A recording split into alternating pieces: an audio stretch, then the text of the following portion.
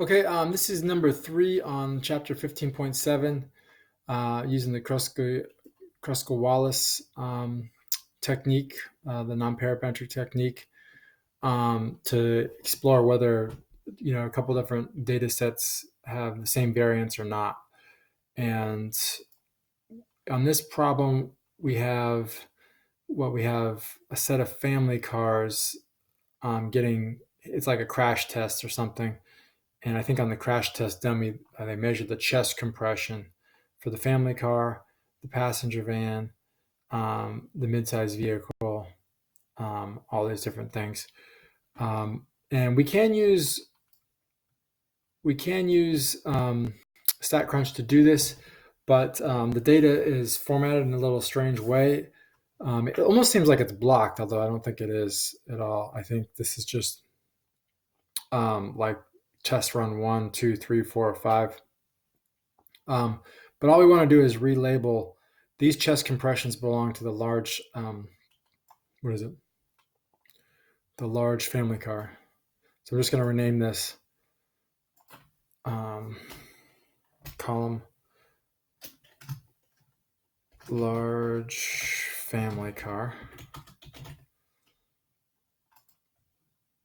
and just get rid of this, delete this column.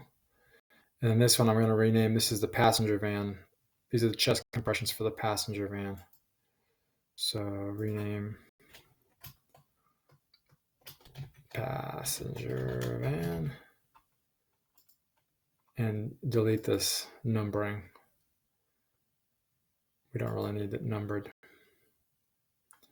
And then this is just midsize utility. So 3 different types of cars.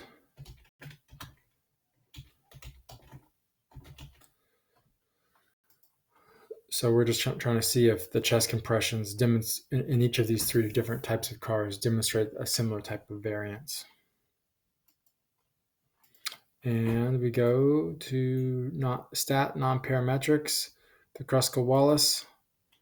Okay, we select the 3 columns that we've set up, each of these 3 different types of cars. Make sure adjust for ties is checked and hit compute. And that'll give us a p-value, right? Of 41. And remember, the null hypothesis on the Kruskal-Wallis is always that the variances are the same.